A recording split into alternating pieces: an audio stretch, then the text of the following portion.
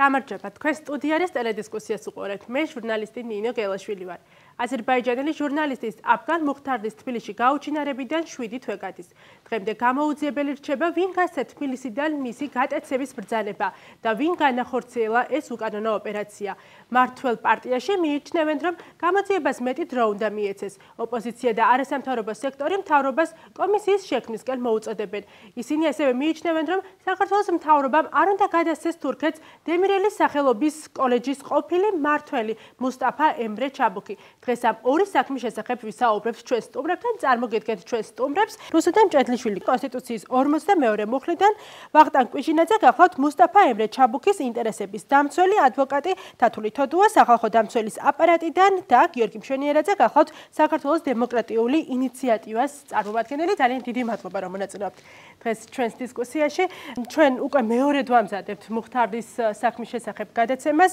როგორც შესავალშიც აღნიშნე, გამოძიება ამ დრომდე არ ახმაურებს დეტალებს, უცნები რჩება, როგორ მოხდა მისი გადაცემა, ასევე ვინ იყვნენ ჩართული, იყვნენ თუ არა ჩართული შინაგან საქმეთა სამინისტროს წარმომადგენლები ან მთავრობის სხვა წარმომადგენლები.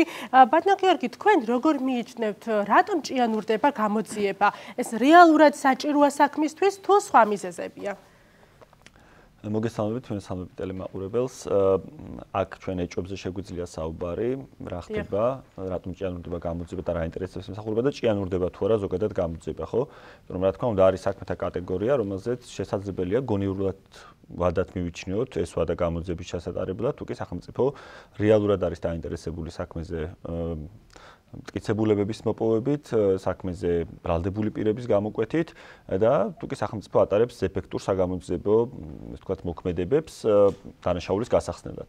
ამ საქმეს რაც შეეხება, აქ ჩვენ უყურებთ პირიქით მიმდინარე პროცესს. საზოგადოებას პირველი ეჭვმიტანილი ამ შემთხვევაში ყავდა თავად სახელმწიფო და სახელმწიფო ინსტიტუტები, რომლებიც შესაძლებელია ყოფილიყვნენ ჩართული ამ დანაშაულის ჩადენაში.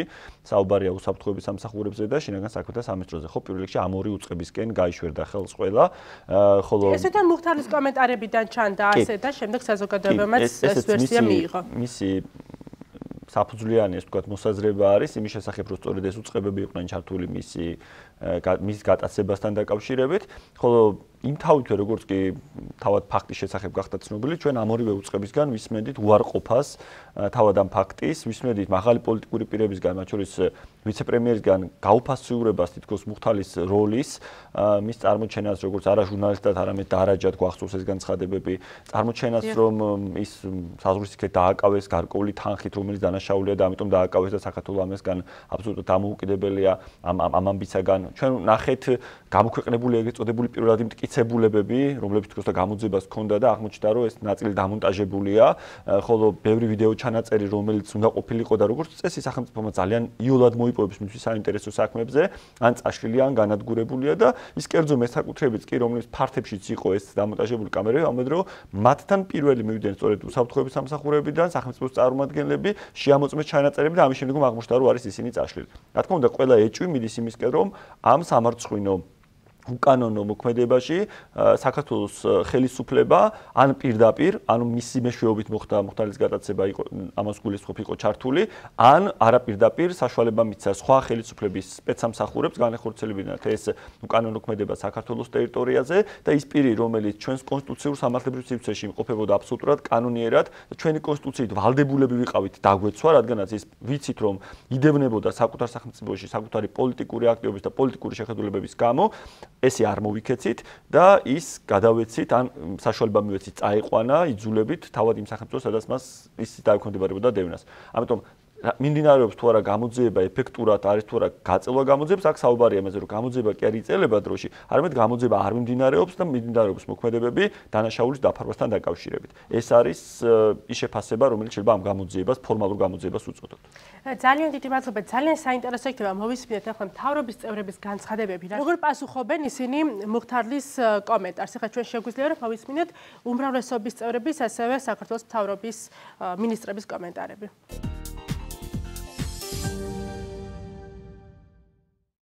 თუმცა ადამიანი ციხეშია, კარგად მესმის, რომ მას შეიძლება რაღაცა ბევრი რამე აწუხებდეს, მაგრამ ყოველ შემთხვევაში ტყუილების თქმა და მოგონება არ ეკადრება არავის და მით უმეტეს ადამიანს, რომელიც არ ჟურნალისტი და რომელსაც ჟურნალისტურ გამოძიებებზე აქვს პრეტენზია. მძიმე მდგომარეობაშია თავად დავგარმოხდარლი იმ ბრალდებების და იმ წაყენებული ბრალდებების ფონზე, რომელიც აზერბაიჯანულმა სასამართლომ წარუყენა და აი ამ რთულ მდგომარეობაში ჩავარდნილ ადამიანს მნიშვნელოვნად სჭირდება, როგორც თვითონ გეგმავს საერთაშორისო ყურადღება. დასაკვირველია, რაც უფრო ესეთი განცხადება მისი იქნება სკანდალური, უფრო ფიქრობს, რომ მე ყურადღებას მეიქცევს. ეს შეთქმულების იდეა და ბრალდება, რომელიც გახმოვანდა პრემიერ-მინისტრის თუ ყოფილი პრემიერის და მთავრობის მიმართ, ეს იყო აბსოლუტური სიცრუე. რა თქმა უნდა, არავითარი რეალობასთან არ აქვს შეხება ამ ინფორმაციას, ეს გახლდათ პირდაპირ ცილის წამება და ბრალდება, რომელსაც მხოლოდ ჰქონდა პოლიტიკური შინაარსი. ამ ქვეყანას ნამდვილად მისგან არ დაუმსახურებია ის, რომ ასე ლაფში ამოსვაროს მისი იმიჯი და სახელი და ამას მის განცხადებებს ჩვენი ხელისუფლების წინააღმდეგ ძალიან მარტივად და ძალიან მოხერხებულად იყენებენ ჩვენი ოპონენტები. და ახლა ხედავთ უკვე ასე ვთქვათ დაიწყეს პირდაპირი გაგებით ყეფა. ის, რასაც მუხტარლი აკეთებს, არის ცილის წამება. ის, რასაც მუხტარლი და მისი მეუღლე აკეთებენ საქართველოს ქართული სახელმწიფოს წინააღმდეგ, ეს არის პირდაპირ მზაკვრული ნაბიჯი.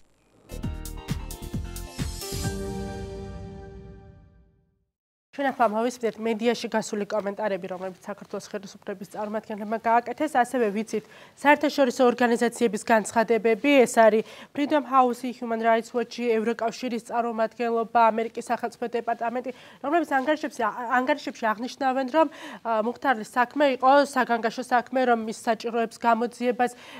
რატომ აკეთებს ასეთ განცხადებებს ხელისუფლება? როგორ ხსნით თქვენ ამას? მოგესალმებით, მივესალმებით თქვენს მაყურებელს. ესე ვთქვათ, мотивациასთან დაკავშირებით ალბათ უფრო სიტყვა ძუნწი ვიქნებით, რატო აკეთებენ ასეთ ტიპის განცხადებებს, მაგრამ ფაქტია, რომ როცა არ არის მისთვის პრიორიტეტი ხა, გარკვეულ ყველა კომენტარი. თუმცა ფაქტია, რომ მიმდინარე გამოძიებას ასეთ ტიპის განცხადებები ფიქრობ, რომ მაინც ნდობას უკარგავს საზოგადოების თვალში, ვინაიდან როგორც ოფიციალური, ასე ვთქვათ, სამართალდამცავი წყობები გვეუბნებიან გამოძიება ჯერისო მიმდინარეობს და პოლიტიკოსების მიერ წინასწარ იმისგან თქმა თუ რომელი ინფორმაცია არის მცდარი და სინამდვილესთან შეუსაბამო, რა თქმა უნდა, ამ გამოძიებას ნდობას უკარგავს. სახალხო დამცველი ძალიან ეს ვთქვათ, ახლო ხედით აკვირდება ამ გამოძიებას. ჩვენ პერიოდულად ვითხოვთ წერილობით ინფორმაციას სხვადასხვა სტრუქტურებიდან. საწყის ეტაპზე მთავარი პრობლემა იყო ის, რომ დაახლოებით მთელი 2 თვის განმავლობაში გამოძიებას აწარმოებდა შინაგან საქმეთა სამინისტრო. მაშინ როდესაც ბატონი მუხტარლი მიუთითებდა იმის შესახებ, რომ სწორედ კრიმინალური პოლიციის ფორმაში ჩაცმულმა პირებმა გაიტაცეს ის თავდაპირველად და შემდეგ სხვა პირებს გადასცეს. ამასთან დაკავშირებით სახალხო დამცველს ჰქონდა ასევე წინადადება საქართველოს მთავარი პროკურატურისთვის იმასთან დაკავშირებით, რომ გამოძიება ეწარმოებინა უშუალოდ პროკურატურას. ამ ნაწილში ეს წინადადება დაკმაყოფილდა და 2 თვის შემდეგ უკვე საქმე გამოსაძიებლად გადაეცათ პროკურატურის გამომძიებლებს.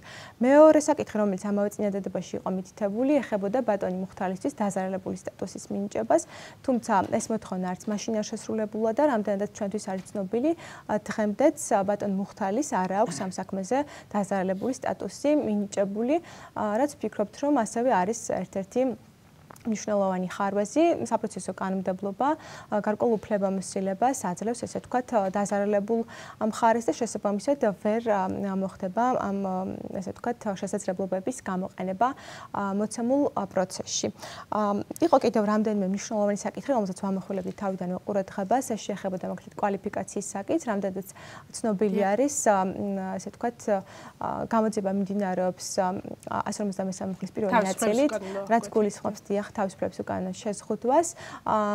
თუმცა ასე ვთქვათ დამამძიმებელ გარემოებებად აღნიშნული მუხლისა მითითებული არის დაუშვათ შემთხვევები, როდესაც ხდება აღნიშნული პირის დაზარალებულის საზღვარგარეთ გაყვანა, როდესაც დანიშნული ჩადენილია ჯგუფურად და ასე შემდეგ და ფიქრობთ, რომ საქმეში ერთ შეხედვითაც იკვეთება გარემოებები, რომელმაც უნდა დააფიქროს ესე ვთქვათ სამართალდამცავი ორგანოები, პროკურატურა და იფიქროს კვალიფიკაციის ცვლილებაზე დამძიმების მიმართულებით. ასევე აღნიშნულ საქმეზე მუშაობის დროს ჩვენ გავიცანით ჟურნალისტურ გამოძიებას, რომელიც შეეხებოდა საქმეში არსებულ ვიდეო მასალებს და იქ მითითებული იყო, რომ კონკრეტულ ჩანაწერებში ძალიან საეჭვოდ იცვლებოდა ამინდი, დრო და ავტოსადგომზე განლაგებული მანქანების, ესე ვთქვათ, შემადგენლობა და შესაბამისად ეს აღწევდა ეჭვებს იმასთან დაკავშირებით, ამდენად ავთენტური იყოს ჩანაწერები. მოცემულ საკითხად სახალხო დამცველი არაერთხელ დაინტერესდა, დანიშნული იყო თუ არა ვიდეო ჩანაწერების ავთენტურობის დადგენის მიზნით შესაბამისი ექსპერტიზა, რასაც ვხებულობდით თუ არ ყოფილით პასუხს. მხოლოდ ახლა იანვრის ბოლოს გვეცნობა, რომ ვიდეო მასალას რაც შეეხება, დანიშნულია შესაბამისი ექსპერტიზა, თუმცა რა ტიპის ექსპერტიზა არის ეს, ამ ეტაპზე ეს პასუხი არ გვაქვს. ზოგადად მუდმივად იყო ამ საქმეზე გამოძიების პარალელურად საზოგადოებაში ინფორმაციის დეფიციტი და სახალხო დამცველი ასევე მოუწოდებდა სამართალდამცავ ორგანოებს, რომ მაქსიმალურად შესაძლებლობის ფარგლებში მიეწოდებინათ საზოგადოების ინფორმაცია თუ რა ეტაპზე არის გამოძიება, რასთან დაკავშირებითაც ფიქრობთ, არ გვაქვს დამაკმაყოფილებელი გარემოება და სახალხო დამცველმა უკვე მედიასთანაც შეაფასა მიმდინარე გამოძიება, როგორც არაეფექტური და ეს ნამდვილად იმედგაცრუება არის ჩვენთვის. ძალიან დიდი მადლობა. ჩვენ ახლა კომენტარებშიც მოვისმინეთ, რომ ის, რასაც მუხტარლი აკეთებს, არის სახელმწიფოს ინტერესების საზიანო და ეს ხშირად არის ხოლმე იმ ნარატივში, როდესაც საუბრობენ, რომ აი უნდა მოხდა თუ თქვათ შეუწყო საქართველოს ხელისუფლებამ ხელი იმას, რომ მუხტარლი მოხვედრილიყო აზერბაიჯანის ციხეში, ეს მოხდა იმიტომ, რომ საქართველოს არ გაფუჭებოდა ურთიერთობა მეზობელ სახელმწიფოსთან. დაახლოებით იმ მსგავსი არგუმენტები არის ხოლმე ჩაბუქის საქმესთან თქვენ ბრძანდებით მისი ადვოკატი და რომ გითხრათ არის თუ არა საკმარისი მტკიცებულებები იმისათვის, რომ ჩაითვალოს ის დამნაშავედ და რა мотиваცია აქვს საქართველოს ხელისუფლებას, როდესაც ის ფიქრობს ექსტრადიციაზე? დიახ, მოგესალმებით. რა თქმა უნდა, მე შემიძლია ცალსახად თქვა, არა თუ საკმარისი მტკიცებულებები საერთოდ არ არის განმგზავნილი. ერთ-ერთი რაც არის განმგზავნილი, ეს არის გადათარგმნილი ბრალი, რომელიც თურქულ ენაზე გადმოიგზავნა და შემდეგ ქართულ ენაზე იქნა დათარგმნილი. რაიმე დამადასტურებელი ამის მაიდენტიფიცირებელი, რომ ვთქვათ, რაიმე კონკრეტულ ქმედებაში მუსტაფა ჩაბუქს ვინმეს და რაიმე შემხებლობა გააჩნია, ეს არ იკვეთება. რაც შეეხება ამ ადამიანის ზოგადად ბიოგრაფიას, ანუ ეს 15 წელი ეს ადამიანი აქ ცხოვრობს. მას აქვს მუდმივი ბინადრობის მოწმობა თავის ოჯახის წევრებთან ერთად. ეწევა ანუ პედაგოგიურ საქმიანობას. გარკვეული პერიოდის შემდეგ, ამ პედაგოგიური საქმიანობის შემდეგ იგი აღჭურვეს მენეჯერული ფუნქციებით, ის არის დაქირავებული თანამშრომელი, ანუ ეს არ უნდა იფიქროს საზოგადოებამ, რომ ეს სკოლა არის მისი კუთვნილება ზოგადად. ეს დიახ, მენეჯერი, ეს ისეთივე პედაგოგია, როგორც ვთქვათ, ეროვნებით ქართველები, რომლებიც იქ მუშაობდნენ და ეროვნები ქართველიც არაერთი არის ამ სკოლაში დანიშნული, ამ სკოლების სისტემაში ზოგადად დანიშნული მენეჯერი, ანუ ხელმძღვანელი თანამდებობაზე. ერთ-ერთი იყო ის დირექტორიც არ ყოფილა როგორც ასეთი, მინდობილი პირი იყო წარმომადგენლების. გარკვეული პერიოდის შემდეგ ამ ადამიანს მოიპოვა ნდობა და დააწინაურეს, ესე ვთქვათ, ამ დაწესებულებაში.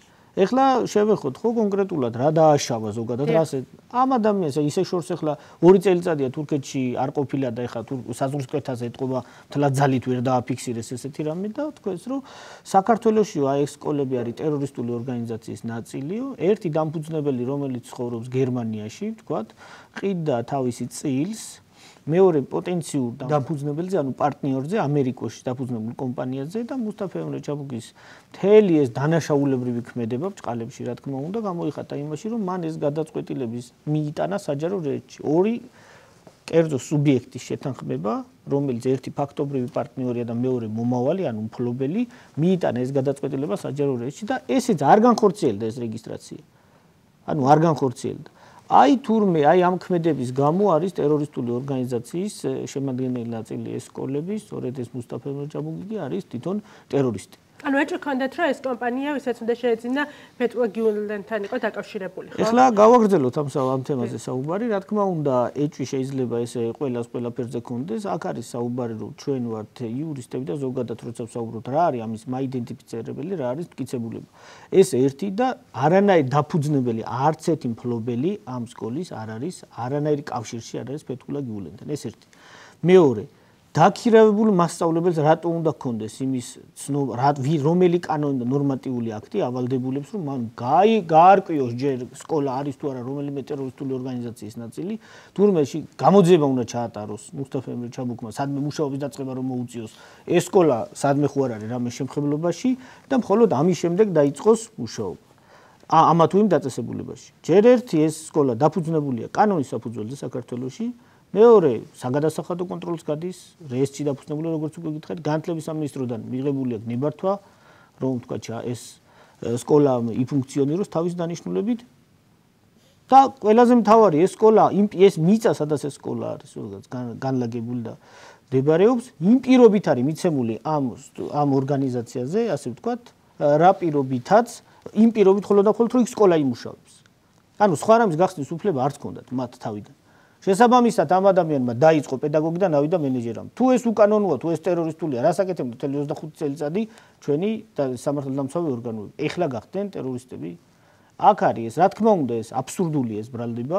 ეს არის თითიდან გამოწვეული, ეს არის პოლიტიკური მართლმსაჯულების ნათელი დადასტურება თურქეთის რესპუბლიკაში, ხოლო რაც შეეხება იმ მოქმედებას, რომელიც ვთქვათ საქართველოში ამ ჯერჯერობით აქვს ადგილი, ეს რა თქმა უნდა პირდაპირ მიუთითებს იმ ძლიერ წნეხზე, რომელსაც ქართული ხელისუფლება ალბათ თურქეთიდან განიცდის. მერე მესამე, ჩვენი კანონმდებლობის მიხედვით არანაირი პრობლემა ჩვენს ქვეყანასთან, ჩვენს სამართალთან გიულენს არ აქვს.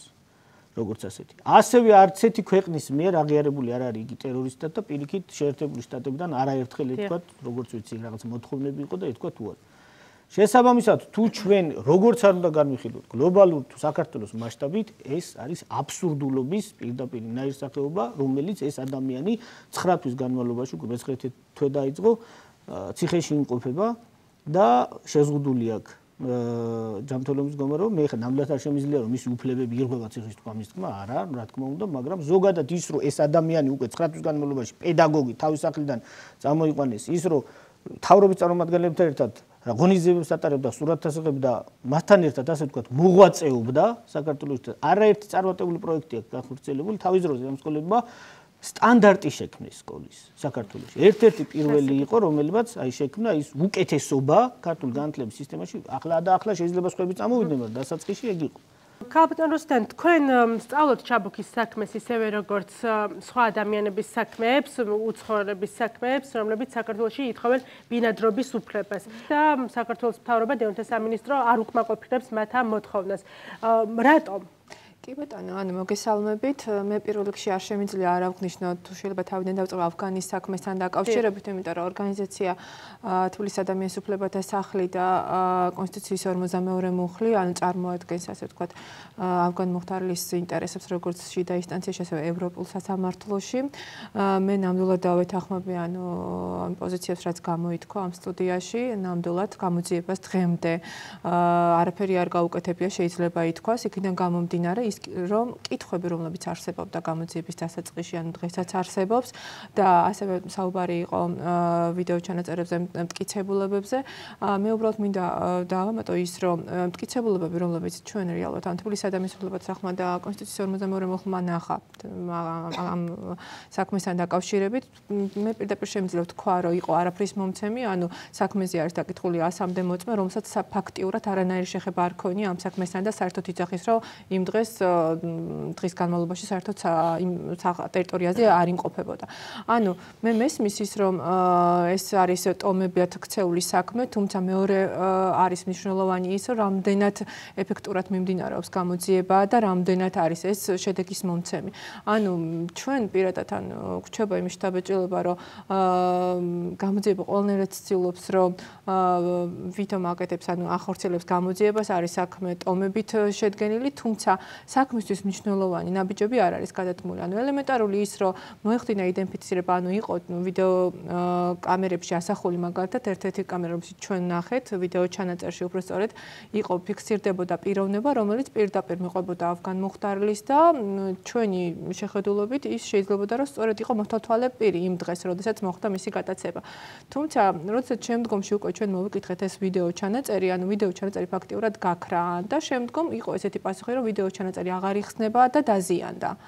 ანუ ფაქტიურად ისე მოხდა ამ ჩანაწერის ასე ვთქვათ გაქრობა, რომ ვერ გავიგეთ და რა თქმა უნდა გამოძიებამაც იდენტიფიცირება არ მოახდინა კონკრეტული პირების. და დღეს გვეუბნებიან, რომ მიმდინარეობს ექსპერტიზა თუ რატო მოხდა აღნიშნული, რატო არ იხსნება აღნიშნული ანუ ვიდეო ჩანაწერები. ანუ ეს ყველაფერი რაც ხდება დღემდე, მე ვფიქრობ, რომ არის და სწორედ ეს ყველაფერი გვაძლევს იმის საფუძველს, რომ ვთქვათ, რომ ანუ გამოძიება არის არაეფექტური და ყველანაირად ცდილობს გამოძიება, რომ რეალური შედეგი და საბოლოო შედეგი არ დადოს სამართლის საქმესთან დაკავშირებით. საკმაოდ გულგრილობას იჩენენ ამ საქმის მიმართ და ცდილობენ რომ გააუბრალოს. კი, ანუ ეს იყო პირდაპირი გამოსვლებით, როდესაც ისინი ამბობენ, რომ პირდაპირ რომ ფაქტიურად ავგან მუხტარლი ყველანაირად ცდილობს, რომ სახელმწიფო ან პოლიტიკური განცხადებები გააკეთოს. მე ვფიქრობ, რომ ეს რა თქმა უნდა გამოძიებაზეც უკვე აისახება ეს ყველაფერი, იქიდან გამომდინარე, რომ გამოძიება ბოლომდე არ არის მისული, ჩვენ არ ვიცით რა იქნება და შესაბამისად ასეთი სახის განცხადების გაკეთება ჩვენ ვფიქრობთ, რომ არ არის სწორი.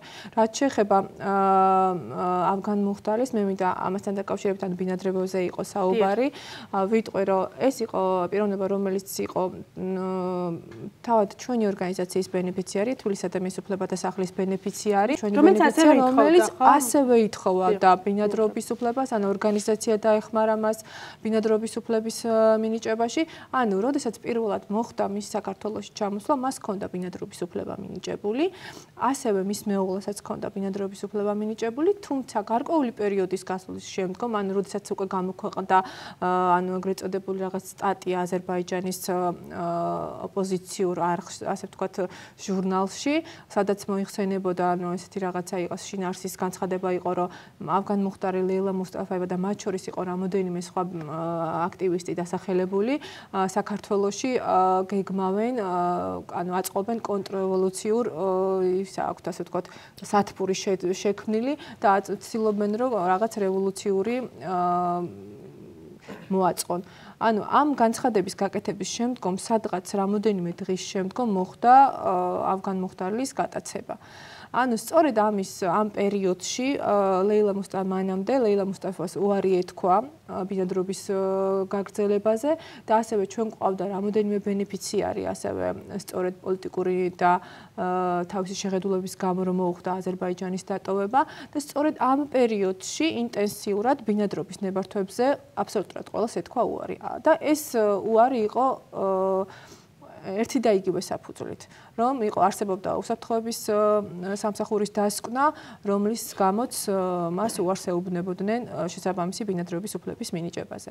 ანუ აქედან გამომდინარე ის ბოლო პრაქტიკა იყო შეგიძლიათ რო გითხრათ. ანუ ეს დასკვნა ჩვენთვის ცნობილი არ არის, იმიტომ რომ ეს არის კონფიდენციალური, როდესაც სასამართლოში ხდება საქმის, ანუ ამ შემთხვევაში ბინადრობის უფლების თაობაზე საკითხის გასაჩივრება, ამ შემთხვევაშიც მხოლოდ მოსამართლეს აქვს უფლება, რომ ამ დასკვნას გაეცნოს, შესაბამისად ჩვენ არ ვიცით დღემდე რა უსაფრთხოებაზე არის საუბარი. მათ შორის არც იმ ადამიანმა იციან, ვისაც ეს ეხება. კი ბატონო, რა თქმა უნდა, თუმცა მე მინდა აღვნიშნო, რომ მას შემდგომ რაც მოხდა, მე ზოგად სტატისტიკას გეტყვით, რაც ჩვენი ორგანიზაციას აქვს გამოცდილება ამასთან მიმართებაში, რაც შემდგომ რაც მოხდა ავგან მუხტარლის გადაცემა, თქვენ კარგად გახსოვთ ალბათ, რომ ლეილა მუსტაფაევას თვითონ საქართველოს ხელისუფლებამ უთხრა, თქვენ გაქვთ უფლება, რომ ოფიციალურად კანონის წესით მიიღოთ ბინადრობის უფლება. მის მეუღლეს. კი ბატონო, ანუ მე უბრალოდ არ მესმის, თუ მას არ ქონდა უფლება და მას უარი უთხრეს ერთი თვის წინ ბინადრობის უფლების გაგრძელებაზე, იმ საფუძვლით, რომ იგი იყო, ასე ვთქვათ, უსაფრთხო, კი, საფრთხის შემცველი პიროვნება საქართველოსთვის, ანუ მას შემდგომ, რაც ავგან მუხტარლის გადაცემა მოხდა, როგორ გახდა ის ადამიანი უსაფრთხო ქვეყნისთვის, ხო? ანუ ეს ყველაფერი, რა თქმა უნდა, ძალიან ბევრ კითხვებს ვადებს. ეს მცდელობა სიტუაციის გამოსწორების თუ როგორ შეიძლება განმუხტვის, იმიტომ რომ თქვენ მოგეხსენებათ რა სიტუაცია იყო ავგან მუხტარლის გადაცემას რა ამბავი მოყვაზე და საერთაშორისო სკანდალად აღიარებდა ამას ყველა და აქედან გამომდინარე იყო ეს ალბათ რაღაც განმუხტვის ერთ-ერთი მცდელობა სახელმწიფოს მიერ.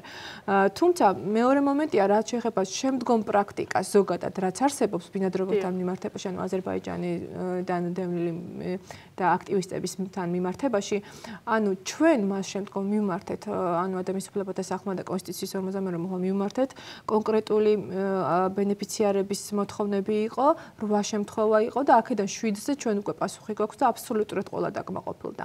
მაშინ როცა ავგანის გადაცემამდე სულ სხვა სახის სტატისტიკა არსებობდა.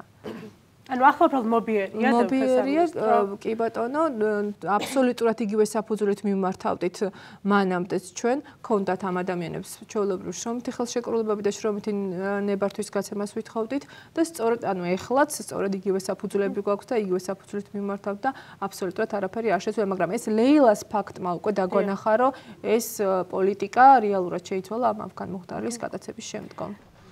ცალკე თემა არის ტოლვილის სტატუსი. ტოლვილის სტატუსზე ჩვენ გვეთქვა უარი, ჩვენ გვეთქვა ტოლვილის სტატუსის მოთხოვნის არსი ზოგადად ეს იყო ის, რომ ეს წარმოადგენს უაპელაციოდ აი ამ ექსტრადიციის განხორციელებაზე უარის თქმის საფუძველს სახელმწიფოს მხრიდან მეორე სახელმწიფოს მიმართ.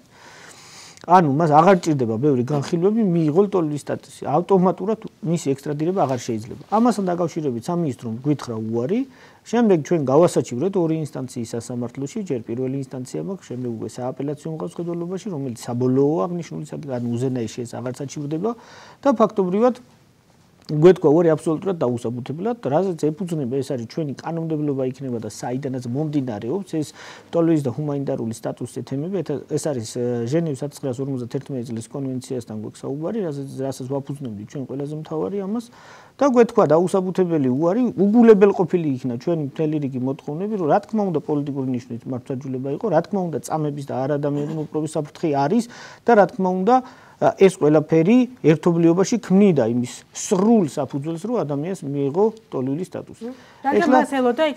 ეხლა აქ არის საუბარი რაღაც ჩვენ წარვადგინეთ ასეულო მტკიცებულება, რომელიც 1000-მდე გვერდს ითვლიდა ტოლვილის სამინისტროში და შემდეგ სასამართლოში და ეს ეფუძნებოდა იმ დასკვნებს, ეს არისო ჰაერზე საუბარი. ეხლა ჩაბუქის მიმართ მაგალითს როგორ მოვიყვანდით კონკრეტულად აწამებდეთ თუ არ აწამებდეთ, ის იგარ ყოფილა 2 წელიწადია და ვინც იყო და ვინც ამ ნიშნით ყავდათ დაპატიმრებული, რომ გიულენთან რაღაცა კავშირი ქონდა, იმათ რას უშვებოდნენ და რას უშვებიან, ის ქონდა წარდგენილი და ეხლა სავალდებულო ხო არ არის მაინცსა და მაინც მოხდეს. საფრთხე როცა არსებობს, ეს უკვე წარმოადგენს დაკმაყოფილების საფუძველს. აი სხვათა შორის ეს განცხადება სოზარ-სუბარმა საჯაროდაც გააკეთა, მან აღნიშნა, რომ ჩაბუქს თურქეთში არ ელოდებოდა საფრთხე და მას ნორმალურ პირობებში მოუწევდა საპატიმროში ყოფნა. თქვენ განცხადება გაავრცელეთ, რომ არ იზიარებდით სამინისტროს ამ მოსაზრებას. მათ ეჭვი გაქვთ, რომ მას არ ექნება სათანადო პირობები და ის შეიძლება გახდეს წამების მსხვერპლიც, ასე ვთქვათ. მადლობა შეკითხვისთვის. რამდენიმე მიმართულებით შეისწავლა სახალხო დამცველის აპარატმა საქმე, მათ შორის შევისწავლეთ სამინისტროს გადაწყვეტილება, რომელთაც უარი ეთქვათ ბატონ ჩაბუქს და მისი ოჯახის წევრებს, როგორც ტოლვილის, ასევე ჰუმანიტარული სტატუსის მინიჭებაზე. ეს არის ორი სხვადასხვა ტიპის სტატუსი. ტოლვილის სტატუსის მინიჭება ხდება მაშინ, როდესაც პირს აქვს, ასე ვთქვათ, საფუძვლიანი შიში, იმასთან დაკავშირებით, რომ შეიძლება მაგალითად ამ შემთხვევაში პოლიტიკური ნიშნით გახდეს დევნის მსხვერპლი თავის ქვეყანაში და ჰუმანიტარული სტატუსის მინიჭება ხდება იმ შემთხვევაში, თუ ტოლვილის სტატუსის მინიჭების საფუძვლები არ არსებობს, მაგრამ ნათელია, რომ პირს შეიძლება სერიოზული ზიანი მიადგეს ამ ქვეყანაში დაბრუნების შედეგად, იმის გამო, რომ შეიძლება გახდეს წამების მსხვერპლი, რომ შეიძლება სიკვდილით იქნეს გამოყენებული მის წინააღმდეგ და ასე შემდეგ.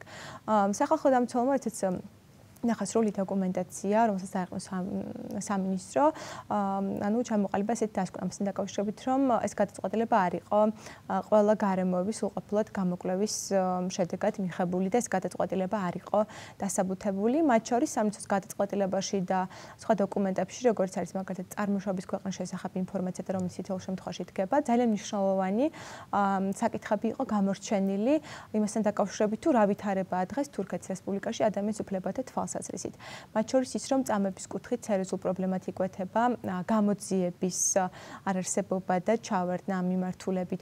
მათ შორის ის, რომ ეს მუხლი, რომელიც ანტიტერორისტულ საქმიანობას ეხება, პოლიტიკური ოპონენტების მიმართ არის გამოყენებული და ამის შესახებ საუბრობენ ევროკავშირის, ევროკომისიის წარმომადგენლები, სპეციალური მომხსენებლები და ამასთან დაკავშირებით შესაბამისი ანგარიშები არის შედგენილი.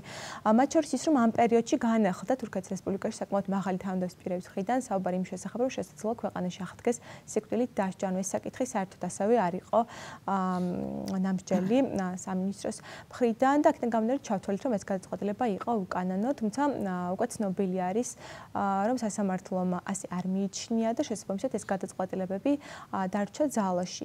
ამ შემდეგ უკვე განახლდა ექსტრადიციის საკითხზე მსჯელობა და ამ ნაწილში სახალხო დამცველმა ასევე წარადგინა სასამართლოს მეგობრის მოსაზრება იმასთან დაკავშირებით, რომ ძალიან სერიოზული რისკების შემცველი არის ბატონი ჩაბუქის თურქეთში ექსტრადიცია და შესაძლოა მისი უფლებები ძალიან სერიოზულად იქნეს დარღვეული და აქედან გამომდინარე ამ მოთხოვნას ესე ვთქვათ, მარათა შემთხვევაში არ უჭერს მხარს. გარდა ამისა მე მახსენდება რამდენიმე ესე ვთქვათ მონათესავე საქმე, მათ შორის ერთ-ერთი იყო, როდესაც დემირელის კოლეჯის დამფუძნებლები, ერთი გერმანიის რესპუბლიკის მოქალაქე და მეორე თურქეთის რესპუბლიკის მოქალაქე არ შემოუშვეს საქართველოში კანონმდებლობით გათვალისწინებულ სხვა შემთხვევაზე დაყნობით, ანუ ესეთი ჩანაწერი არის კანონში, თუმცა რა თქმა უნდა ეს არ გულისხმობს, რომ ნებისმიერი შინაარსი შეუძლია მისცეს ხელისუფლებამ ადმინისტრაციულმა ორგანოებმა ამ ჩანაწერს, არამედ უნდა მოხდეს მითითება თუ რომელი კანონმდებლობით გათვალისწინებულ რომელ შემთხვევაზე არის საუბარი და მოცემულ შემთხვევაშიც საერთოდ არ იქნა დასაბუთებული რა იყო ეს რეალური მიზეზი, რის გამოც ეს ორი პირი საქართველოს მის ტერიტორიაზე არ შემოუშვა. შესაბამისად ამ ნაწილშიც სახალხო დამცველმა მიიჩნია, რომ ადგილი ჰქონდა აღნიშნული პირების უფლებების დარღვევაზე. საერთოდაც სისტემური პრობლემა გამოავლინა შინაგან საქმეთა სამინისტროს მხრიდან, როდესაც არა მხოლოდ ამ ორ ადამიანს, არამედ სხვა უცხოელებსაც, მათ შორის აზერბაიჯანელ აქტივისტს ბატონ ჯამალალის უარი ეთქვა ზუსტად ამ საფუძვლით. თუმცა ბატონ ჯამალალის შემთხვევაში შემდეგ უკვე შეიცვალა ეს საფუძველი და უკვე ეროვნულ საფრთხეებზე მოხდა მითითება. მახსენდება კიდევ ერთი საქმე, შეეხება დემირელის კოლეჯისთვის ავტორიზაციაზე უარის თქმა, რომელიც ასევე გახდა სახალხო დამცველის მხრიდან შესწავლის საგანი, ჩვენი ინიციატივით დავინტერესდით ამ საქმით და იქაც გამოვლინდა, რომ ავტორიზაციის საბჭოს უარი აბსოლუტურად წინააღმდეგობაში მოდიოდა როგორც კანონთან, ასევე ამავე საბჭოს მიერ სხვა შემთხვევებში დადგენილ პრაქტიკასთან და ჩვენ ხვდება ამ გადაწყვეტილებაში ისეთი არგუმენტები, რომლებიც არსებობდა სხვა საქმეებში, სხვა სკოლებთან მიმართებაში, მაგრამ იქ საბჭომ რაიმე ესეთი დატვირთვა ამ საკითხს არ მიაქცია. მაგალითად, ეს ეხება ყადაღის საკითხს, ანუ ერთ-ერთი საფუძველი, რის გამოც ეს უარყოფითი გადაწყვეტილება იყო მიღებული, შეეხებოდა იმას, რომ დემირელის კოლეჯის შენობას ატევს ყადაღად, თუმცა ასეთი შემთხვევა ჩვენი მხრიდან გამოვიდა სხვა სკოლის შემთხვევაშიც და მაშინ ასეთი გადაწყვეტილების საფუძველი არ გახდა ეს გარემოება. ეს რაღაცაზე მიანიშნებს, ხო? ანუ რამდენიმე ისეთი გარემოება იქნება ამ საკითხების გარშემო და მათ შორის ლეილა მუსტაფაევას თვის ბინადრობის ნებართვის მიცემაზე უარის თქმის საკითხიც გახდა სახალხო დამცველის მხრიდან შესწავლის საგანი. აქ ითქვა, რომ ეროვნულ საფრთხეებაზე მითითებით ეთქვა მას უარი და ამ საიდუმლო ინფორმაციის ნახვა მხოლოდ სასამართლოს შეუძლია, მაგრამ ორგანული კანონი საქართველოს სახალხო დამცველის შესახებ სახალხო დამცველსაც აძლევს უფლებას, რომ გაეცნოს საიდუმლო ინფორმაციას. პირველი მოთხოვნა ინფორმაციის მოწოდებასთან დაკავშირებით არ დაკმაყოფილდა, თუმცა მეორე ჯერაც მიუმართეთ სახალხო დამცველი გაეცნო ამ მასალებს და ჩათვალა, რომ ეროვნული საფრთხეების საფუძვლით ლეილა მუსტაფაევასთვის ბინადრობის ნებართვის გაცემას უარის თქმა ეს იყო უკანონო. შესაძლებელი იყო ამ საქმეში იმ დისკრეციული უფლებამოსილებიდან გამომდინარე, რაც ადმინისტრაციულ ორგანოებს აქვთ, მომხდარიყო უარის თქმა, ოღონდ სხვა საფუძვლით, რომელიც არ იქნებოდა დახურული, იქნებოდა გამჭვირვალე მხარისთვის და შესაბამისად მიიღებდა გადაწყვეტილებას. გაასაჩივრებდა ძალიან ღიად და ყველა უფლების გამოყენებით ამ გადაწყვეტილებას, თუ უბრალოდ ხელხო შეიტანდა განცხადებას იმავე ადმინისტრაციულ ორგანოში. ამიტომ ამ საქმებთან კავშირში, ანუ ძალიან ბევრი ასპექტი არის შესწავლის სახალხო დამცველის აპარატში, ძალიან მრავალმხრივ არის ეს შესწავლა მომხდარი და გამოვლენილი არის ძალიან მნიშვნელოვანი კანონდამხმარებლობა. ძალიან დიდი მადლობა. ეს საქმეები, რომელსაც თქვენ ახლა საუბრობთ, ეხება ძირითადად აზერბაიჯანის და თურქეთის მოქალაქეებს, როგორც ჩანს. და ჩვენც პრინციპში ამ ნიშნით გავაერთიანეთ ეს ორი საქმე, მუხთარის და ჩაბუქის საქმეები, როცა სახელმწიფოს უწევს, რომ შეიძლება ესეც ითქვას, რომ რაღაც დათმობაზე წავიდეს იმისათვის, რომ შეინარჩუნოს კეთილმეზობლობა მეზობელ სახელმწიფოებთან. ბატონ გიორგი, თქვენ როგორ შეაფასებთ, რამდენად ღირს ადამიანის უფლებებზე უარის თქმა იმად, რომ თუნდაც შეინარჩუნოს კარგი ურთიერთობები თურქეთთან და აზერბაიჯანთან? ეს პრინციპში პოლიტიკური გადაწყვეტილებაა.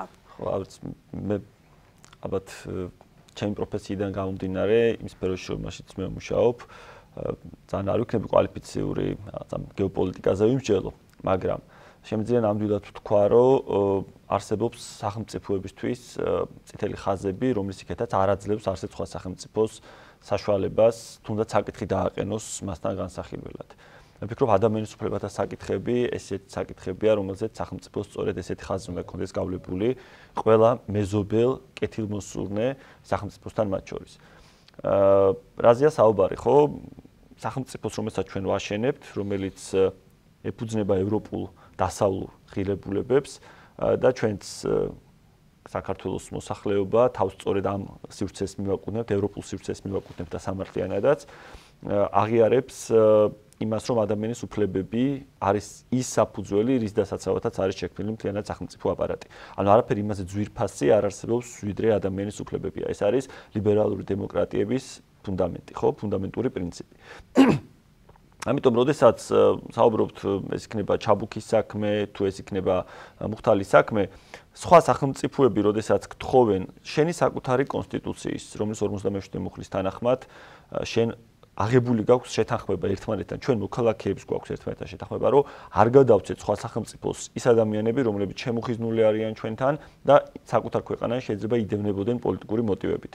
ჩვენ ამ ჩვენ საკუთარ კონსტიტუციას, საკუთარ შეთანხმებას ვცემთ პატივს, თუ ჩვენ შეთანხმებას ვარღვევთ ერთმანეთთან, ამ ეგრეთ წოდებულ გარანტიას უშლით ჩვენი საქართველოში კანონიერად მცხოვრებ ადამიანების ნაწილს და რაღაც ეგრეთ წოდებული პოლიტიკური ინტერესების გამო მათ გადავცემ სხვა სახელმწიფოებს. ეს იქნება სასამართლოს მეშვეობით თუ იქნება სპეცსამსახურების მეშვეობით, ამას არსებითი მნიშვნელობა ამ შემთხვევაში შეიძლება ნაკლებად გქონდეს.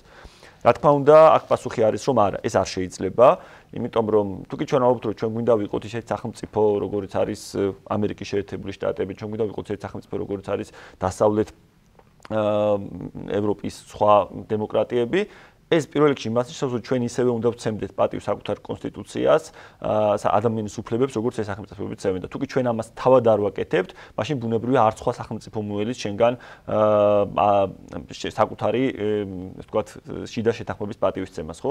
როდესაც რას გთხოვს თურქეთის სახელმწიფო ამ შემთხვევაში? გთხოვს იმას, რომ ჩემთვის რომ მე პოლიტიკურად გაუსწორდე ერთ ადამიანს, ემრე ჩაბუქს, შენ დაარღვიე საკუთარი კონსტიტუცია და ეს ადამიანი მომეცი მე. რას ვაკეთებთ ამ შემთხვევაში, ხო? და თუკი ჩვენ ამას ერთხელ დავუშვებთ და გავაკეთებთ, რაღაც ცნობილი ქართული ზღაპრეს არ იყოს, ხო, ერთი ბარტყი გადმომიგდეო, ეგრე იქნება ზუსტად. თუკი შენ ერთხელ ამას აკეთებ, მე ყოველთვის მოგმართავენ ამის გასაკეთებლად. ეს უნდა იყოს თითქმის ხაზი. ხო, მუხთალის საქმეზე ერთხელ შეგვიძლია ვთქვათ, რომ ამაზე თვალი დავხუჭეთ. ეს მქონდა ანალოგიურ სხვა შორის თავის დროზე რუსეთთან მიმართებაში ეგეწოდებული ჩეჩნების საქმე, ძალიან ცნობილი ამბავი იყო. მაშინ შევარნაძის დროს ვიხსენებ, როდესაც ევროსასამართლომაც კი გამოგვიგზავნა უზრუნველყოფის ღონისძიება, დროებით ღონისძიება, რომ არ გადაგვეცა და მაშინ სამარცხინო გადაწყვეტა მახსენდება იუსტიციის სამინისტროსი ფაქსი არ მუშაობს ვერ ვიბარებთო და 1000 გზით ცდილობდნენ მაინც გადაეცათ რუსეთისთვის. მას სამართლომ ანუ დარღვევად ცნობ ხოლმე მე ამ საქმეზე და ადგინა კი 42 დროინდელი იყო, კი, ძველი საქმე იყო, მუხაშავრია იყო თორე. კი, 42 მუხლი აწამებდა ამ საქმეს. საუბარი, ხო ესე რო შევაჯამოთ, ხო? აქ საუბარი არის ამაზე, რომ ჩვენ გვაგვაჩნია თუ არა სახელმწიფოებრივი ესე ვთქვათ ღირსება მათ შორის, რომ სხვა სახელმწიფოს უთხრათ, რომ მე ჩემს კონსტიტუციას, მე ჩემს საერთაშორისო ვალდებულებებს არ დავარღვევ და მეორე საკითხი. თუკი ამას დავარღვევ, დავიწყოთ საკუთარი კონსტიტუცია.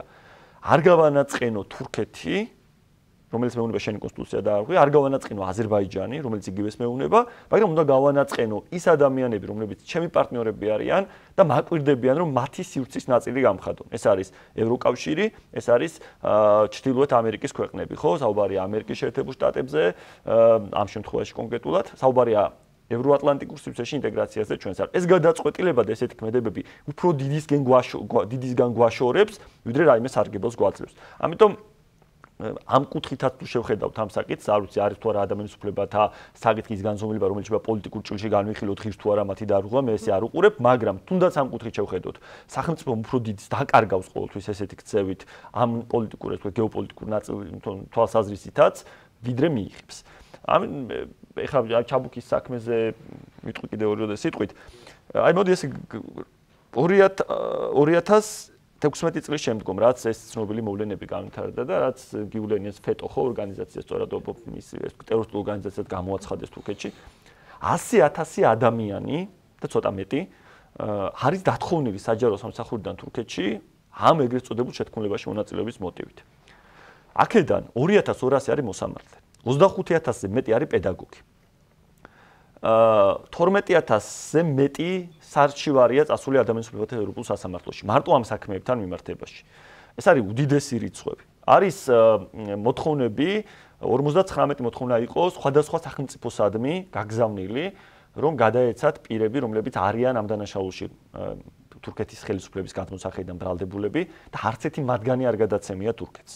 დაწყებული გიულენიდან, დამთავრებული საბერძნეთის შემთხვევები, გერმანიის შემთხვევები და ესე შემდგომ. საკმარისი არგუმენტები არის. დავხდებით თუ არა პირველი სახელმწიფო საქართველო, რომელიც ამ პოლიტიკურ ხუშტურს თურქეთის ხელისუფლების დავაკმაყოფილებთ და მას გადავწევთ ადამიანს, რომელზეც რა თქმა უნდა, არანაირი სამართლებრივი არგუმენტი არ არსებობს, რომ მან ჩაიდინა დანაშაული. და კიდეც რომ არსებობდეს, აქაც ერთი დეტალია, მინდა ეს არ გამოგჩეს, თქვათ, ემრე ჩაბუკი მართლა იყო ტერორისტული ორგანიზაციის წევრი და ის ტერორისტულ საქმიანობას ეწეოდა. დაუშვათ ეს, თქვათ, ჩემი აზრით ისულე.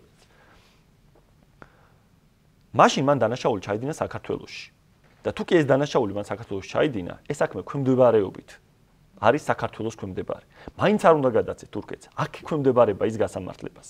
მაგრამ რა თქმა უნდა, საქართველოს პროკურატურას მისადმი არც ბრალდება აქვს წაყენებული, არც არანაირი ინტერესი გააჩნია. ამას ღიად აფიქსირებს თავარი პროკურორი და ამბობს, რომ ის არაპირებს დევნოს საქართველოში რაიმე სისხლამართებრივი თვალსაზრისით ემრე ჩაბუკი, მაგრამ თავად მოტივირებულობას, ესე ვთქვათ, თურქეთის სამართალდამცავი უწყებებისას ის არ აფასებს. ამიტომაც ცხადია, რომ საქართველოს მიერ თუ კი იქნება მიღებული გადაწყვეტილება მისი გადაცემის შესახებ თურქეთთან, ეს იქნება როგორც კონსტიტუციის, ისევე საერთაშორისო ვალდებულების დაღუპება და ამას იქნება ერთადერთი შინაარსი, ეს არის პოლიტიკური შინაარსი. ძალიან დიდი მადლობა. ეს გადაწყვეტილება მალე უნდა იყოს უკვე მიღებული, როგორც ვიცი, მომავალ კვირას იქნება საბოლოო გადაწყვეტილება. ხო, მიღებული. რა ასელოდებით თქვენ იმ ფონზე, რომ არასამთავრობო სექტორი საკმაოდ აქტიურია, მათ შორის სახალხო დამცველი, ოპოზიციური პარტიები, როგორია თქვენი მოლოდინი? მოდი ცოტა ვრცლად შევეხები ამ ყველაფერს, ყველა ჭრილში, რაზეც არის საუბარი. პირველ რიგში, რა თქმა უნდა, ჩემ მოლოდინზე გეტყვით იმასთან დაკავშირებით, რომ იმ მტკიცებულებებიდან გამომდინარე, მოქმედი კანონმდებლობიდან გამომდინარე, რასაც ეფუძნება ზოგადად სამართლიანობის პრინციპი, მართლმსაჯულება, რა თქმა უნდა, უარი უნდა ეთქვას პროკურატურას ექსტრადიციის დასაშვებობაზე ზოგადად და განხორციელებაზე. ეხლა თუმცა ეს აღნიშნული უნდა მომხდარიყო, რა თქმა უნდა, ტოლული სტატუსის მინიჭების დროსაც, რომელიც გაცილებით მარტივად ამ ყველაფერს, ესე ვთქვათ, მიიყვანდა თავის ლოგიკურ დასასრულამდე. თუ ჩვენ მივდივართ იქამდე, ვთქვათ, რა სახის ურთიერთობა შეიძლება გქონდეს აღნიშნული საქმის გამო თურქეთის რესპუბლიკასთან, ან თუნდაც აზერბაიჯანთან, ეს ჩემი აზრით საერთოდ ცდება იმ ჩვენს საფუძველში ვეცდება უკვე მოქმედ კანონმდებლობას, ვინაიდან ვიცით, რომ აქ არის დაყოფილი ერთმანეთისგან სასამართლო აღმასრულებელი და საკანონმდებლო ხელისუფლება და ეს გადაწყვეტილება მიიღოს დამოუკიდებელმა სასამართლომ და ნურავინ უჩაერევა მის გადაწყვეტილებაში კანონის და მტკიცებულების საფუძველზე, ხოლო კარგი ურთიერთობა ერთმანეთთან გქონდეთ პრეზიდენტებს, პრემიერ-მინისტრებს, საპარლამენტო დელეგაციებს, რომელსაც პირდაპირ ვალდებულება ეს ყველაფერი. ასე რომ სასამართლო არის სპეციფიკური ცოდნით აღჭურვილი დაწესებულება, რომელსაც სპეციფიკური მნიშვნელობის საკითხების შესწავლის შედეგად უნდა მიიღოს ეს გადაწყვეტილება. კარგი ურთიერთობა არის სწორედ ხელშეკრულების არსებობა, რომელიც დაიდო 1996 წელს თურქეთსა და საქართველოს შორის ურთიერთთანამშრომლობის შესახებ. ხო, ვთქვათ, გადავცეთ ერთმანეთს დამნაშავეები, გავცვალოთ, ვთქვათ, ასე შემდეგ და ასე შემდეგ. ყველაფერი, რაც შეიძლება რომ გაცვალოს ორმა სახელმწიფომ. მაგრამ სასამართლო რა გადაწყვეტილება უნდა მიიღოს, ეს მიიღოს სასამართლოს გადაწყვეტილება. რატო არ შეუძლია თქვა მთავრობის წარმომადგენლება, რომ იცი რა, მე პატივს გცემ თქვენ, კი ბატონო, ვითანამშრომლოთ, მაგრამ მე სასამართლოს გადაწყვეტილებაში ვერ ჩავერევი. ეს ურთიერთობის გაფუჭება არის? რა თქმა უნდა, არა. მარტივი არგუმენტია, მაგრამ როცა შეჭირდება მაშინერები, გთხოვს სახელმწიფო, ეხლა მე აი, ესე იგი, ამით ჩვენ ფაქტობრივად ვაღიარებთ საერთაშორისო დონეზე, რომ ჩვენთან ხელისუფლების კავშირი დაყოფილი არ არის და ჩვენ ვერევით სასამართლო გადაწყვეტილებებს. სასამართლო დამოუკიდებელი. მათ შორის ის განცხადებებიც, რაც ჩვენ გადაცემის დასაწყისში ვნახეთ, ალბათ სწორედ ამას მოწმობს. თქვენ გსურდათ დამატება? კი ბატონო, ანუ მე ვიმედოვნებ, რომ აგერ ჩვენ ვაკვირდებოდით ასევე ბელაქლის რაიონის სასამართლოში ყველა პროცესს ავგან მუხტალის საქმესთან დაკავშირებით. ანუ ავგან მუხტალი, ანუ იქაც სიტყვასიტყვით აღწერდათ, ანუ იმ გადაცემის სცენას, რომელიც ანუ უახლოეს დღეებშიც მან თავად ისაუბრა ტელევიზიის წინაშე, როგორ მოხდა მისი გადაცემა. არ ვიცი, მე ვიმედოვნებ, რომ ის რაც განხორციელდა 29 მაისს, იქნება სათანადოდ გამოძიებული, ეხლა მაინც, ანუ არასამთავრობო ორგანიზაციის კითხვებს გამოძიება უპასუხებს, ანუ ჩვენ მოთხოვილი გვაქვს შეხვედრა მთავარ პროკურატურასთან, ასევე ვიმედოვნებთ, რომ ის ნაბიჯები, რომლებიც უნდა გადადგმულიყო უკვე რამდენიმე თვის წინ, ეხლა მაინც იქნება გადადგმული და გარკვეული სახის დასკვნები იქნება დადებული. იქიდან გამომდინარე, რომ მართლაც ანუ ეს საქმე თუნდაც და თუნდაც საქმე, რომელზეც ვისაუბრეთ, არის ძალიან მნიშვნელოვანი სახელმწიფოსთვის და ვფიქრობ, რომ ეს სახელმწიფოს გარკვეულ იმიჯს ნამდვილად ურტყავს. აქედან გამომდინარე, მე გიორგისაც დავეთანხმები იმისთვის, რომ გარკვეული სახის, ასე ვთქვათ, ლაქები მაინც ანუ სახელმწიფომ აიცილოს თავიდან და გარკვეული სახის სათქმელი კონდეს, ალბათ მნიშვნელოვანი იქნება, რომ როგორც ავგანის საქმეზე, ასევე ჩაბუქის საქმეზე იქნეს სწორი ნაბიჯები გადადგმული, ერთი მხრივ გამოძიება იქ წავიდეს წინ და მეორე მხრივ სასამართლომ მართლა თავისი ზღირსეული სიტყვა თქვა ამ საქმესთან დაკავშირებით.